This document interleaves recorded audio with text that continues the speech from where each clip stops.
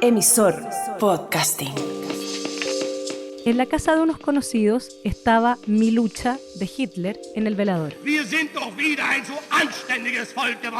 Era la casa de personas queridas y amables.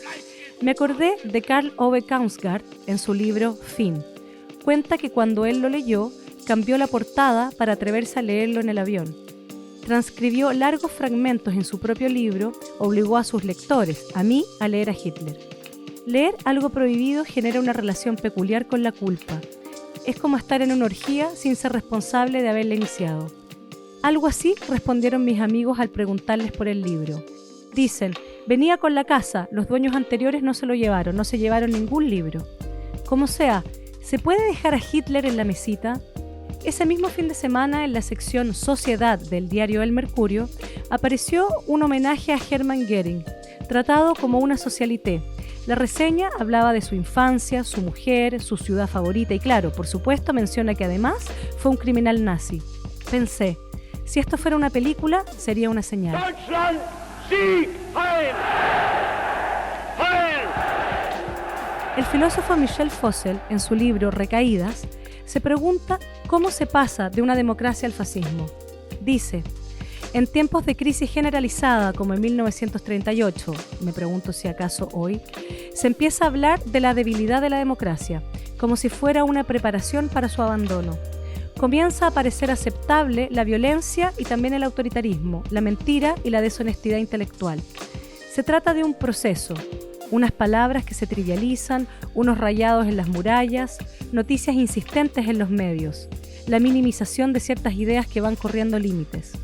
Pensé también, puede ocurrir que el desplazamiento de un significado leve primero, luego analizado, lleve a que desavisada devenga judía o palestina o venezolana o enemiga, nombres que nunca te definieron. Voy con 2 viñetas. Walter Benjamin, 20 de marzo 1933. Le cuento a su amigo Scholem que prácticamente todas las editoriales le han devuelto los manuscritos. Piensa que entonces debería dejar el país. Dice, Alemania se ha convertido en el país en el que al mirar a cualquiera a los ojos se fijan en las solapas de la chaqueta, prefiriendo no mirar a nadie a la cara. Walter Benjamin, 7 de junio 1939. Escribe a Steffin. Abro comillas. Escucha esto. La sociedad vienesa del gas ha suspendido el servicio de gas a los judíos. A pesar de ser los mayores consumidores, no pagaban la factura. Los judíos utilizaban el gas principalmente con el objeto de cometer suicidio. Cierro comillas. Punto 2. Movemos rápidamente a la región de Tarapacá y Iquique porque así está terminando la manifestación o la marcha más bien de varios ciudadanos iquiqueños producto de la inmigración ilegal. Alejandro Rivera está en el lugar y nos cuenta cómo ha transcurrido esta última hora. ¿Qué viene después de quemar un coche de guagua? Preguntó alguien en Facebook tras el desalojo de migrantes en la Plaza Brasil de Iquique el año 2021. Este terminó con una turba quemando las cosas que estos dejaban atrás.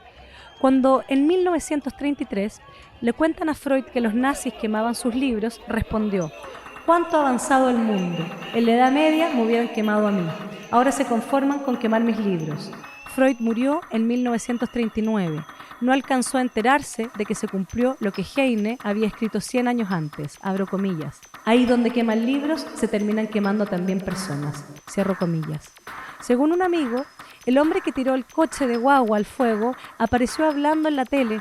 Estaba mal, arrepentido, me dijo mi amigo. No sé si es solo un rumor, pero recordé la banalidad del mal. Ni un nazi es un nazi. Aunque existen los monstruos, no es necesario ser uno para hacer cosas monstruosas. Punto 3. ¿Qué puede llevar a recaer en la barbarie? Lejos de un retorno a algo así como nuestra naturaleza, la barbarie muchas veces es producida por situaciones que nada tienen de natural, pero que se convierten en cataclismos. Desde luego, la crisis migratoria es un buen ejemplo, pero también hay imágenes a las que estamos menos acostumbrados, cuando la barbarie ocurre en el mundo rico. The actual experience exceeds all expectations, and is something that's hard to put to words. All these things that may seem big and impossible. La estafa del Fire Festival fue la de un evento promocionado como VIP, para gente VIP, en una isla del Caribe, pero que no contaba con nada de lo que ofrecía, ni siquiera agua. Varios miles de jóvenes terminaron varados en un infierno del que no tenían cómo salir. Irrumpió la locura y la violencia para acaparar algo de comida y papel higiénico. Como escribe el filósofo Santiago Alba Rico, en situaciones como esas no se es ni de derecha ni de izquierda, con suerte queda algo de humano.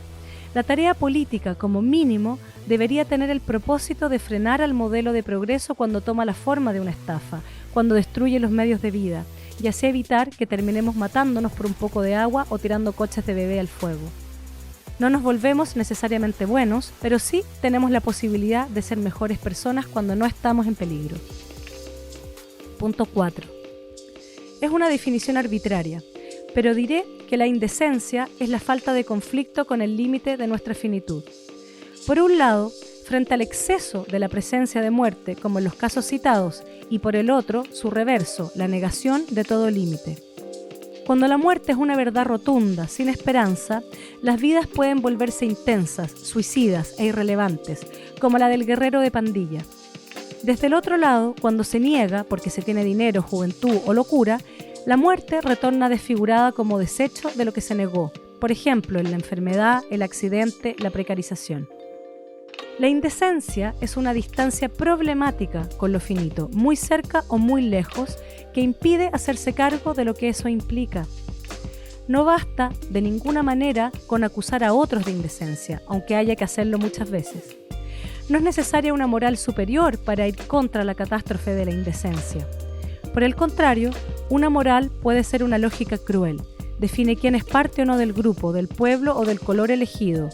Tal acuerdo quita el derecho a oponer un pensamiento, básicamente porque su lógica impide que algunos puedan responder como personas y no como una categoría. La crueldad moral no siempre es una violencia evidente. La crueldad no es un arrebato, sino una pedagogía.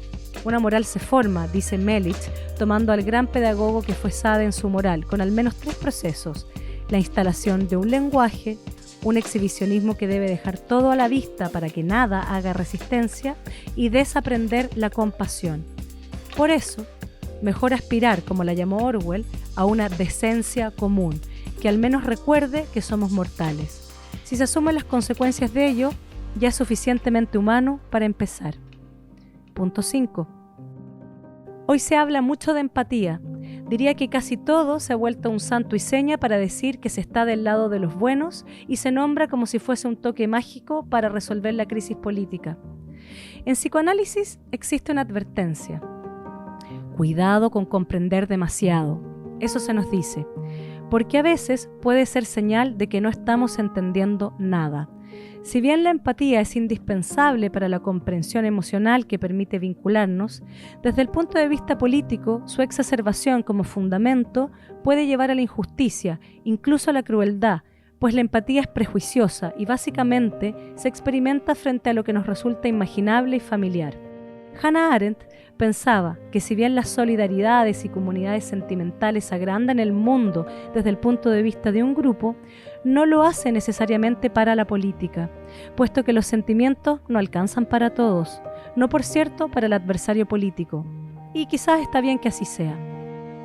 Susan Sontag argumentaba que en política intensificar los sentimientos solo inflama las ideas previas, no lleva al cambio.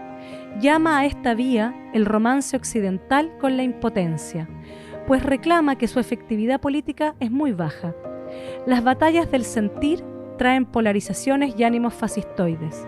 Creo que hoy oscilamos entre la desafección, ese desdén como actitud tan propio de la descreencia posmoderna, y la intensidad emocional. Lo que queda sin lugar es el campo de lo que nos concierne y nos resulta conflictivo, ambivalente, el medio camino.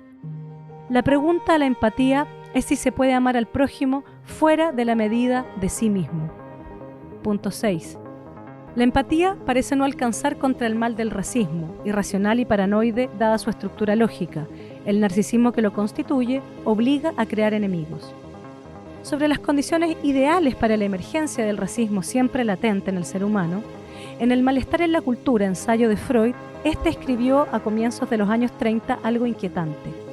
La cultura, dice, estaría amenazada por la miseria psicológica de la masa, asentada en la identificación mimetizada, que necesita siempre de un chivo expiatorio para la ilusión de unidad, y favorecida por dirigentes que estarían lejos de lograr, dice, la significación que les corresponde.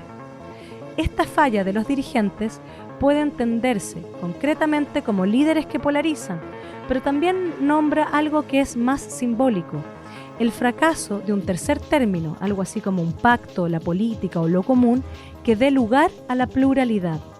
Sin lugar a la diferencia, los conflictos pueden tomar la forma del narcisismo de las pequeñas diferencias, no por ello de odios más pequeños.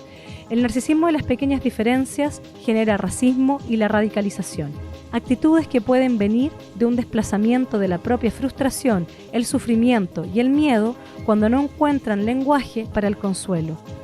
Cuando no hay recursos psíquicos individuales y colectivos para hacer algo frente al miedo, recursos para simbolizar la frustración, ya sea a través del lenguaje o la vida política, queda el resentimiento y la victimización, la que, por cierto, va cambiando de bando, igual que la venganza.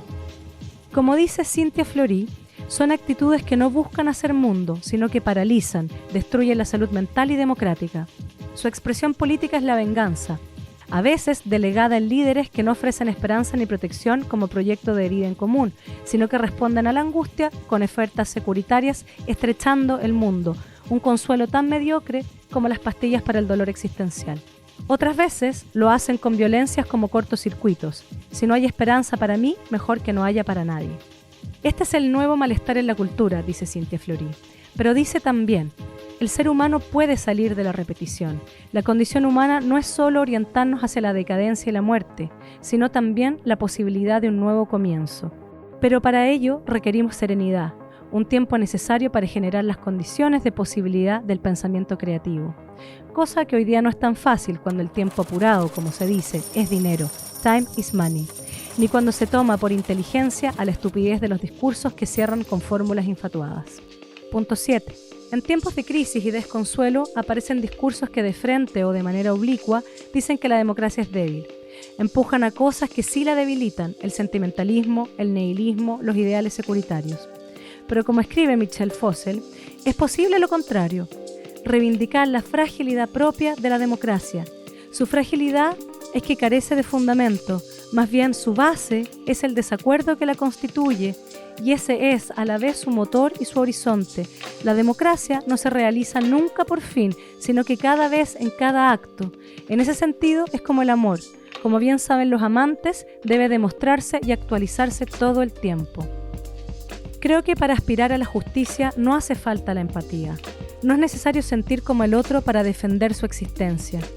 Andu Formantel escribe sobre la gentileza o la dulzura como algo que, lejos de su versión infantiloide y azucarada, es una potencia muy seria a la hora de esquivar la injusticia. Se puede encontrar en los griegos, dice, cuyos valores estaban más ligados al heroísmo y la justicia que a lo sentimental. Se puede encontrar bajo la forma de la clemencia y la cortesía que interrumpen el goce del guerrero y la venganza.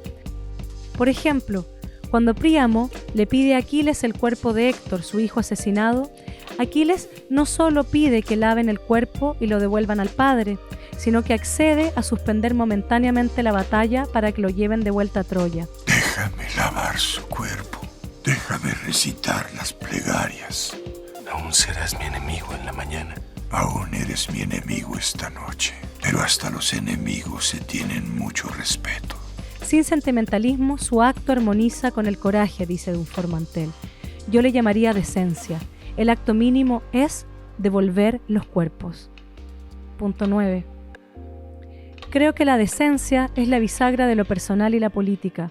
Es un código que, si bien se puede sentir, lo posibilita un pacto social, un lenguaje que proteja de la fragilidad de la vida y dé lugar a la pluralidad. Mientras que la moral, como un deber de asumir sacrificial o heroicamente los costos, por ejemplo, del progreso, que puede tomar la cara de derecha o de izquierda, es precisamente eso, una moral, como todas, cruel. Como dice una amiga, líbido y decencia es lo que hay que defender. Le encuentro razón. Una ciudad sin deseo es un lugar mecánico, donde se estudia cómo amar, pero se olvidan los muertos. Y una ciudad indecente es en la que el deseo y la libertad no se reconocen como cosas que nos anudan a otros, sino que pueden tomar la forma de cortocircuitos, como autos de carrera sin frenos. Y puede suceder que sus habitantes, que pensaban que iban en un transatlántico, de pronto se vean en un catastrófico fracaso moral, matándose por un pedazo de madera para flotar en la mitad del mar. Punto 10 y último. ¿Cómo se termina una columna? El filósofo Sergio Rojas dice que cuando una columna o una conferencia hacen un diagnóstico crítico, para finalizar se pegan un salto cuántico. Se dicen cosas como debemos hacer esto y lo otro, hay que salvar esto y lo otro, como formas de cerrar con buenas palabras, como si fuese posible cerrar. Pero es justo en ese salto que se encuentra el problema, lo impensable, aquello que supera muchas veces nuestras categorías de pensamiento. ¿Qué queda? Justo ahí un esfuerzo más. Recogerse en el lenguaje para inventarlo una vez más, no para cerrar nada, sino como dice Rojas, para seguir con el problema.